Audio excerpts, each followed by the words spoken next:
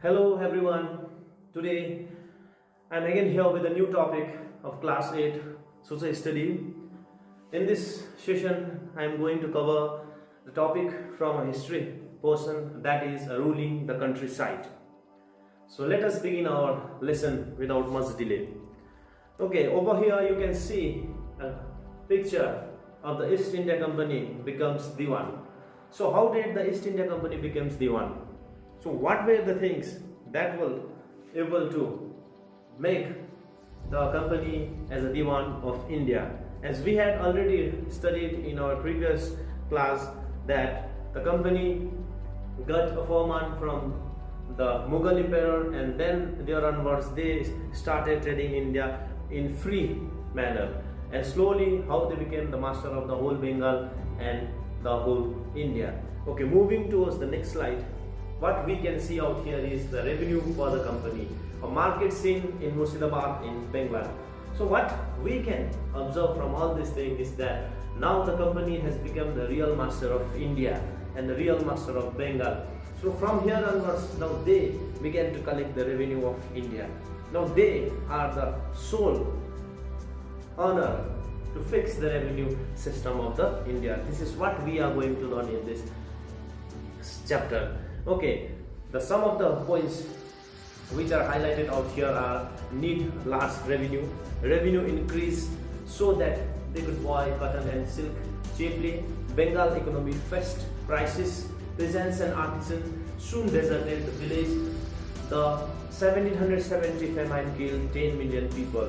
So these are the impact of the revenue system that has been started by the Britishers in India. So what was the main reason? What was the main intention behind the imposing a new kind of revenue system in India? So in this all we are going to discuss our today's lesson.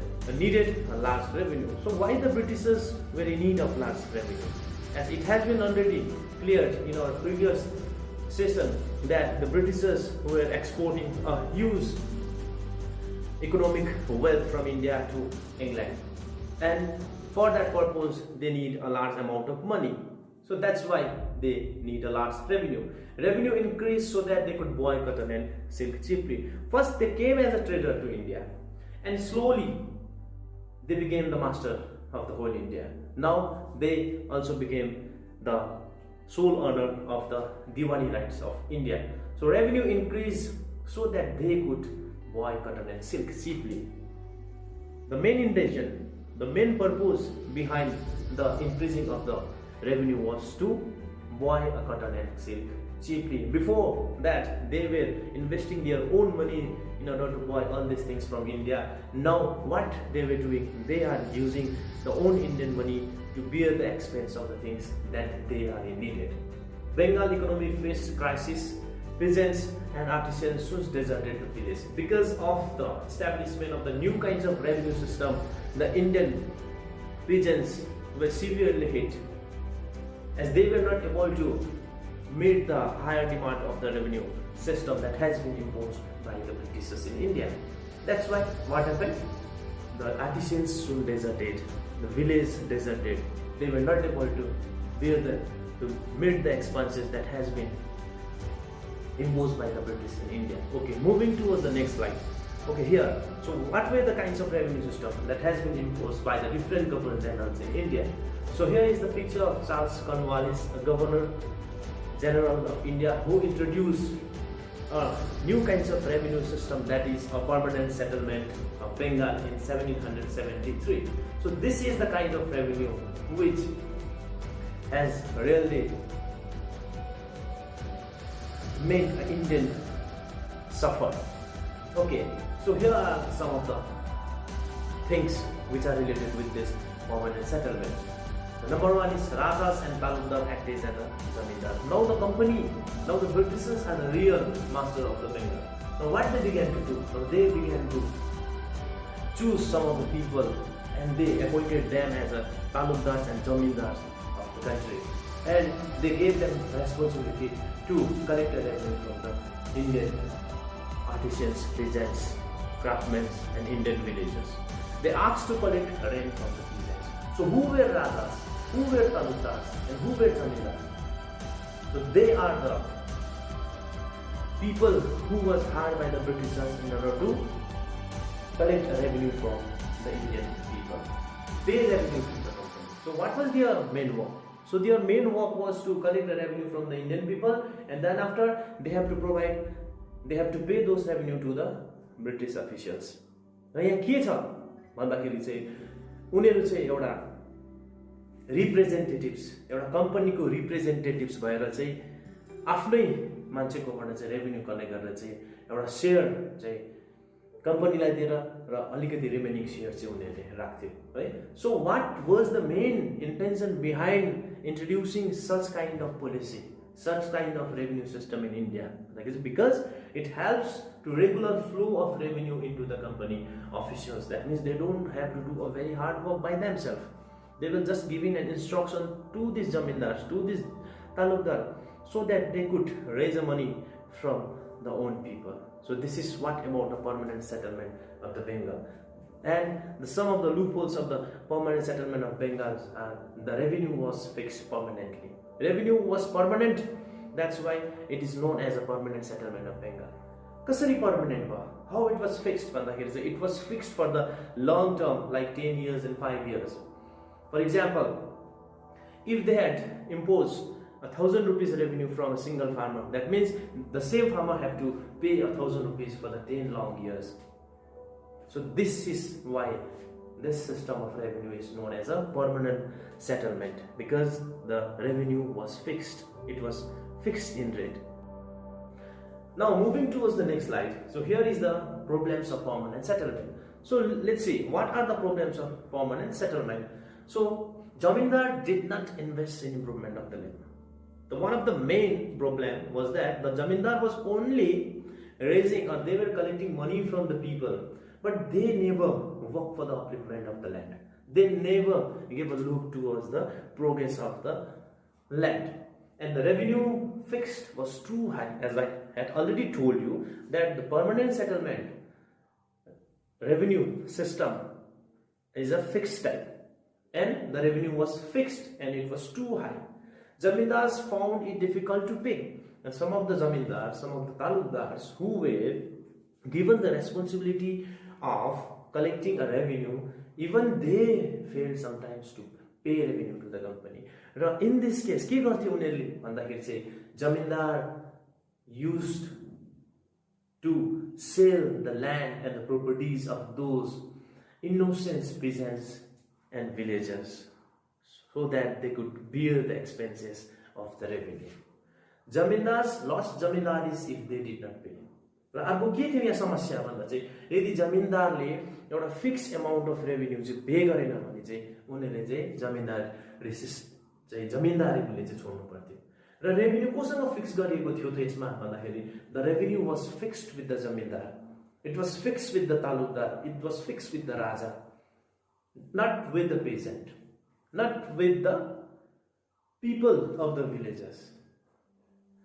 त्यसको कारणले गर्दाखेरि चाहिँ sometimes the zamindar were not able to provide the revenue to the company, and in this case they had to bear a severe punishment. That means they had to lost their zamindari system. Okay, cultivation expanded, zamindari's income increased, no gain for the company as the revenue was fixed. So this is one of the problem, this is one of the loopholes of the permanent settlement of Bengal. Now, whenever there will be a very good cultivation, when there will be a good harvest of the cereals, crops, at that time, the income of the zamindar will go up, it will increase, but the company won't get anything. They will only get a fixed, the required amount that has been imposed by them to the zamindars and talukdar. Zamindars lost interest in improving the land. र अर्को समस्या के उत्पन्न गरे यसले भन्दाखेरि चाहिँ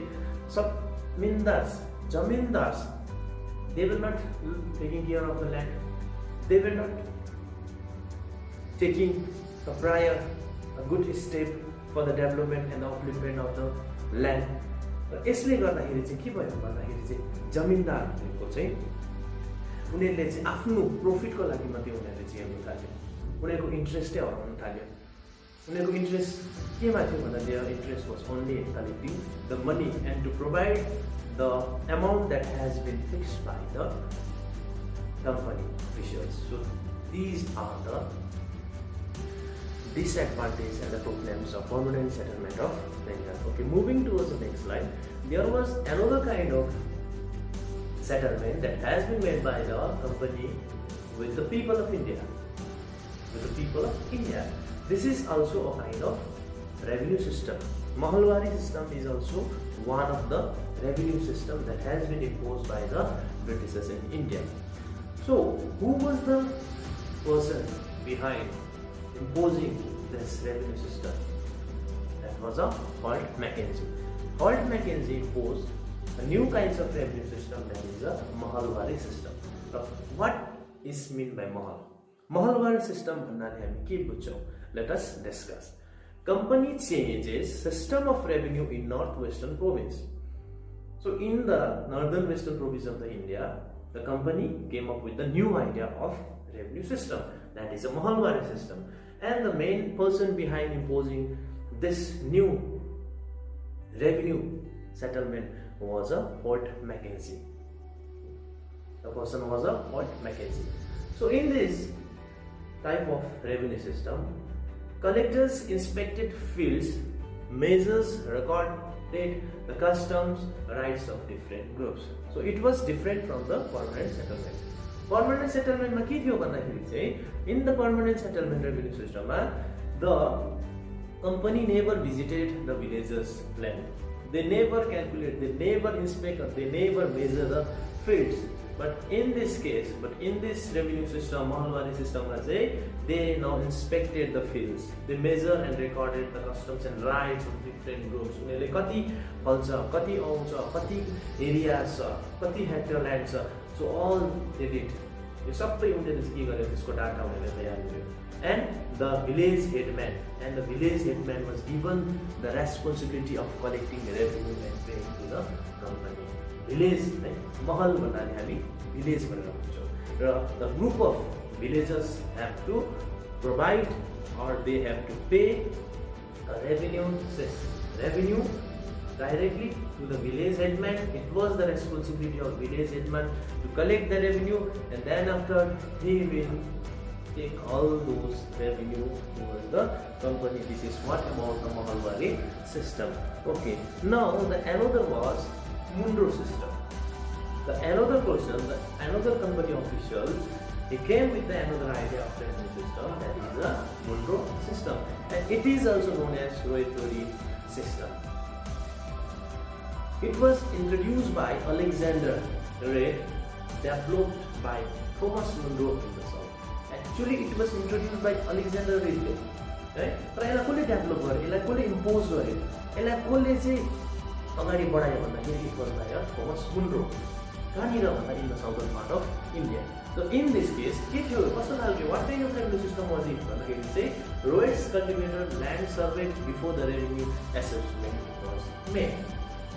Before imposing the amount of revenue that the people have to bear, त्यो भन्दा अगाडि चाहिँ what they did भन्दाखेरि चाहिँ they have a detailed survey of the land. Roads भन्नाले हामी के बुझ्छौं भन्दा cultivator. Roads means a cultivator. जति पनि cultivators छ, जति पनि agriculturists छ, farmers, those who are engaged in agricultural activities, their lands were surveyed. Then only after that the revenue system was fixed. So rotatory system crashed as revenue fix was too high. That this system came to end. यसको पनि अन्त भयो. किन भन्दाखेरि चाहिँ यो सिस्टममा पनि के थियो भन्दाखेरि चाहिँ एकदमै बेसी चाहिँ रेभेन्यू फिक्स गरिएको थियो, र the people, the royals, the cultivator were not able to pay a revenue to the company officials, made royal desert the village. Because of the very high revenue system, the village deserted. अब के हुन्छ, कसरी deserted भयो भन्ने कुरा आउँछ. Suppose if I have a land, if I have to pay a revenue to the government, तर if I have to pay a revenue in a higher amount, मेरो जति पनि मेरो ल्यान्डबाट म कमाउँछु त्यो भन्दा बेसी दुख्ना मैले दिनु पर्यो भने के हुन्छ, I will leave that area, I will leave that field, हैन त्यस्तै कारणले चाहिँ यही खालको सिचुएसनले चाहिँ the people also began to leave their village, and that's how the village were deserted. So these are the three types of revenue settlement that has been introduced by the British in India. Okay, moving towards the next slide.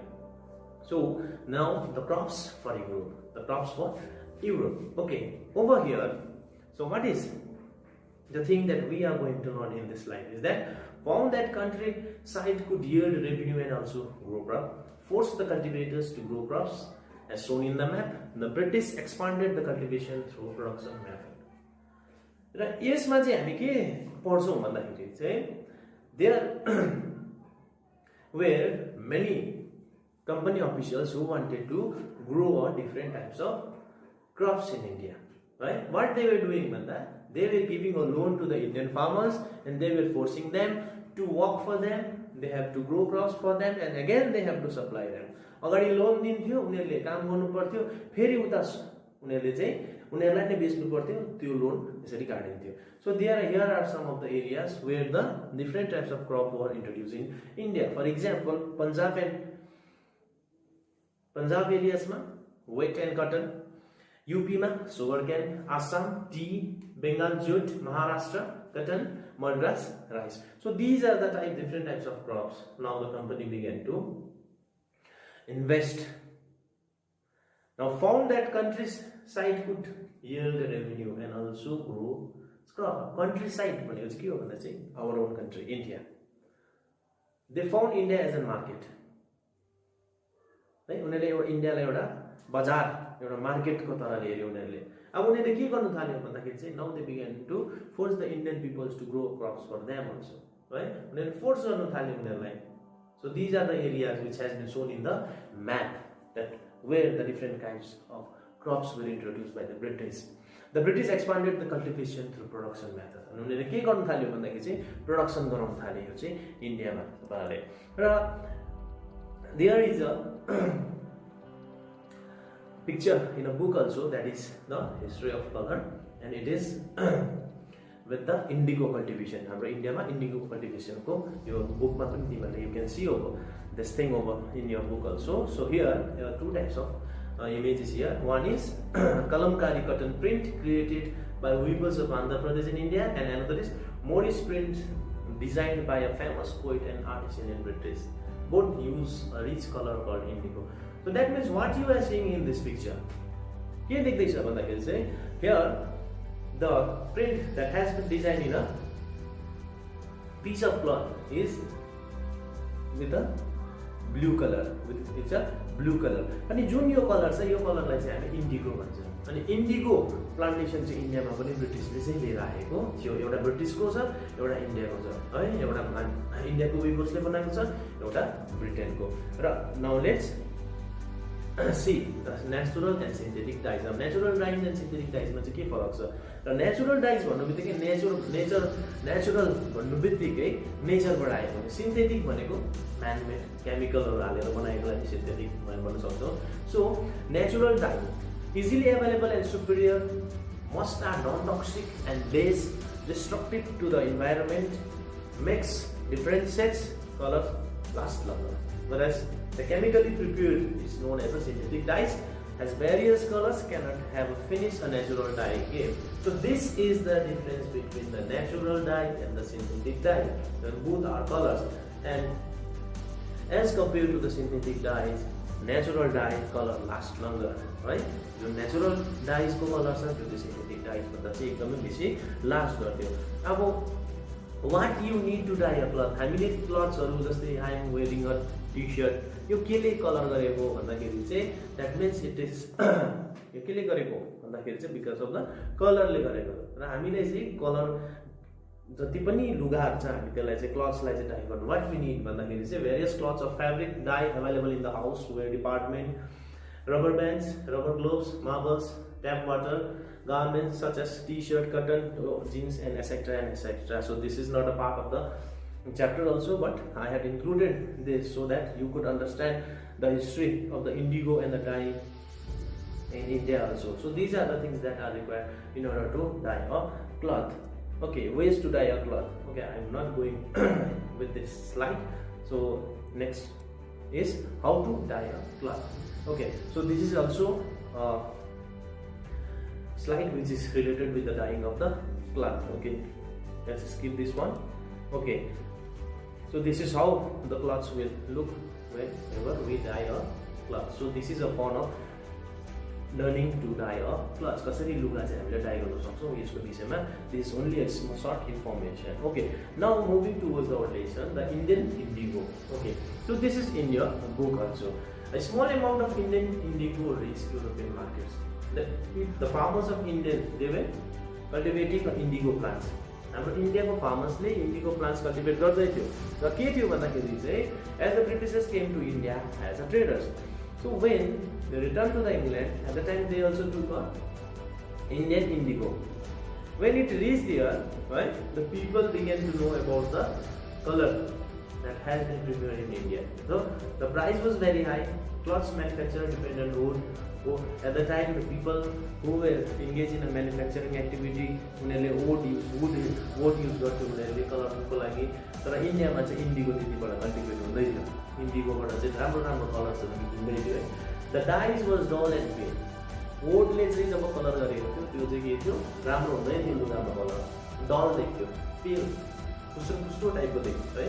French Portuguese, Spanish and the English began indigo cultivation. Now the European people began to turn towards the India because of the indigo, as indigo was very good in order to dye the cloth as compared to synthetic dyes and compared to wood. That's how the Europeans began to came India, and they began to invest in the cultivation of the crops in India. So this is what indigo. Okay, Britain turns to India. Now Britain came to India.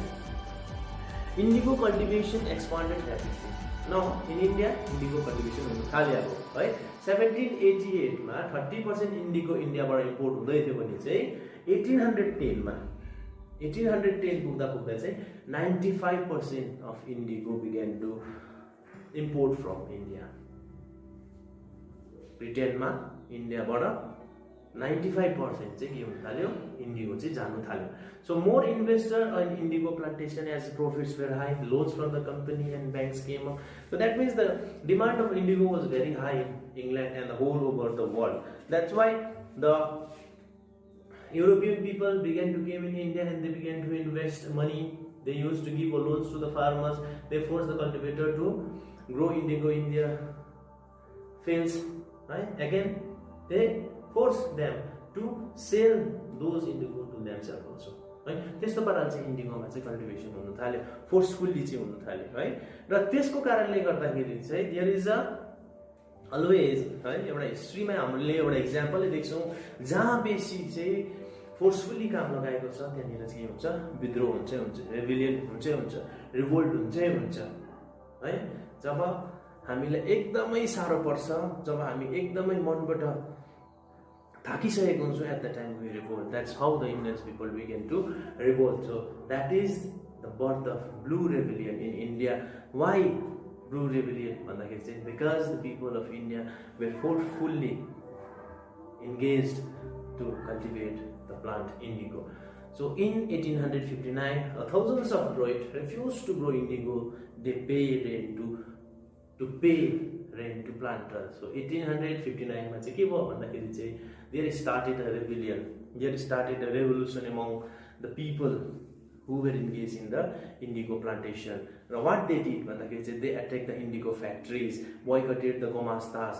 र उनीहरूले चाहिँ indigo cultivation गर्नको लागि चाहिँ उनीहरूले के गर्यो, हामी गर्दैनौँ न, we don't want to do भनेर चाहिँ उनीहरूले चाहिँ they raised their voice and they boycotted gomastas. The who were gomastas भन्दाखेरि चाहिँ the company officials appointed a persons to collect indigo from the Indian people. They were gomastas, and gomastas को साथमा लाठियाल्सहरू पनि हुन्थ्यो. Lathiyals means हामी if we look over the old films and movies at the time, एउटा मुनिम हुन्छ, मुनिमको साथमा 3-4 जना लाठियाल्सहरू हुन्छ, त्यस्तोलाई हामी लाठियल्स भनेर चाहिँ भन्छौँ. The zamindars and Jadman joined the rebellion. So the rebellion started in India. It was against the growing of indigo. And who were the person who come in a side of, right, the people of India? They are zamindars and gentlemen.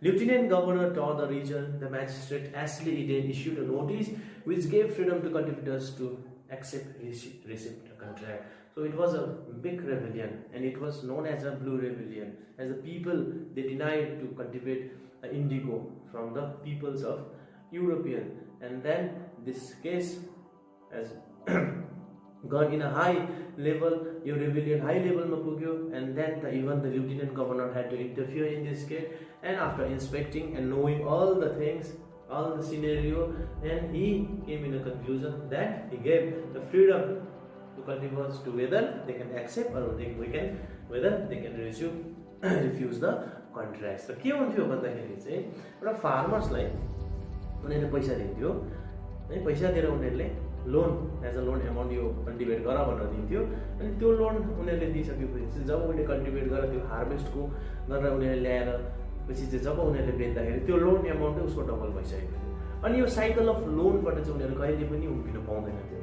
अनि त्यसको साथसाथमा अर्को के थियो भन्दाखेरि चाहिँ there was a problem है, त्यहाँनिर एउटा प्रब्लम पनि थियो। कस्तो खालको थियो भन्दाखेरि इन्डिगो प्लान्टेसन जब स्टार्ट हुन्थ्यो त्यति बेला at the time it was a time for the people of India to cultivate rice है, धान रोप्ने सिजन पनि त्यति बेला हुन्थ्यो। सो एट द टाइम दुईटै प्लान्टेसन दुईटै क्रपको सोइङको टाइममा चाहिँ क्लास भएको कारणले गर्दाखेरि पनि मान्छेहरू चाहिँ उनीहरूले रेबेलियन गर्नु थाल्यो।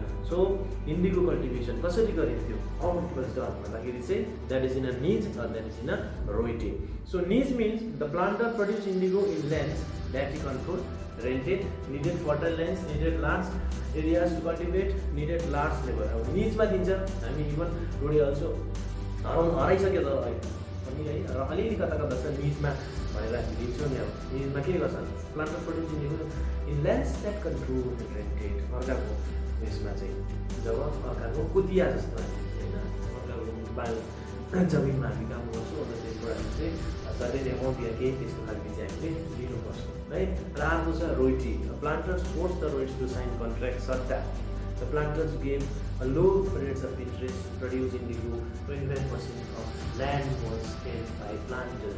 सो इभन दो रोइटीमा के हुन्थ्यो भन्दाखेरि चाहिँ the planters were force to cultivate, प्लान्टर्सलाई एकदम फोर्सफुल्ली कल्टिभेट गर्नु आउँथ्यो, उनीहरूको आफ्नै ल्यान्डमा पनि उल्टा they were given a loan by the people जसले चाहिँ इन्डिगो प्लान्टेसन गर्नु लगाउँदैछ यस्तो थियो। अनि यो लोन चाहिँ कहिले पनि उनीहरूको सक्दैन थियो, यो साइकल अफ लोन चाहिँ के भइबस्थ्यो कुदिबस्थ्यो।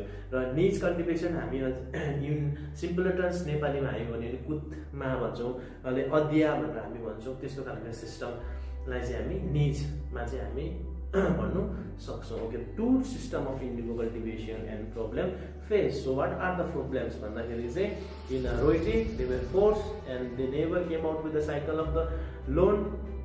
अनि अर्कोमा के छ Nizma needed a large area to cultivate, needed a large labor, needed a fertile land. So these are the problems of both the types. Indigo cultivators became slaves. So how did they become slaves? Kasari slaves work? If someone is forcefully telling you to do something, some work for him, that means you will always regard yourself as a slave. That's how the Indian people were facing the same kinds of situation of that time. That's why the indigo cultivators became slaves, because nothing was in their hand. Everything, every decisions that has been taken by the planters. Okay, so after the rebellion, what happened after the Blue Rebellion? So here are some of the points. The Indigo Commission was started in India. The commission was favorable to the roids. So that means it was in favor of the roids, favor of the cultivator. It stated it was not profitable for the roids and they could refuse to produce indigo in future. So after the rebellion, a new law has been passed. So the law was in favor of the people of India who were engaging themselves in the cultivation of indigo. Now they have a full right to whether to refuse or to go with the production of the indigo.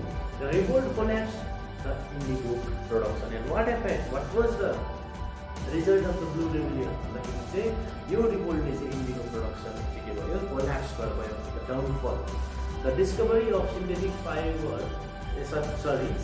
dyes further affected their business but managed to expand further. production. But what happened? Say now a new discoveries of synthetic dyes, नयाँ कलर्सहरू चाहिँ discover भएको कारणले गर्दाखेरि indigo cultivation आफै down पनि थाल्यो and the Gandhiji's Champaran movement was against the indigo planter. So the Champaran movement, which you had already studied, whether you is going to study it in class 10 also. So this movement that has been started by our father of nation was also in favor of the indigo planters. So this is the result after the rebellion. Okay, what are the values to be learned from this topic? के चाहिँ हामी बुझ्छौँ यो टपिकबाट भन्दाखेरि चाहिँ mother and motherland are greater than heaven. Mother and motherland are greater than heaven. हामी जन्मेको जग्गा है, हाम्रो आफ्नो आमा, हाम्रो मातृभूमि अनि हाम्रो माता चाहिँ स्वर्गभन्दा पनि ठुलो. United we stand, divided we fall, time and tides waits for none. So these are the values that we learn from this chapter. So united we stand, divided we fall. At the time the people of India were united and they revolted against the planters, and then what? A good thing happened to them. Use the hard-earned democracy in the right way. जुन हामीले यस्तो दुःख गरेर चाहिँ हामीले जुन democracy, हाम्रो democratic country हामी बनाएको छौँ, स्वतन्त्रता देश पाएको छौँ, स्वतन्त्र रूप छ. So we have to utilize it in a very right way. Be responsible and constructive citizen of your own country. So it's in our hand. Until and unless if you want be a responsible and if want be a constructive citizen, then what happened? Again there might be a possibility that again our India will go in the past, like that India will also become slaves like our old people used to be at that time. So with this, I would like to conclude my session. Thank you and have a nice day.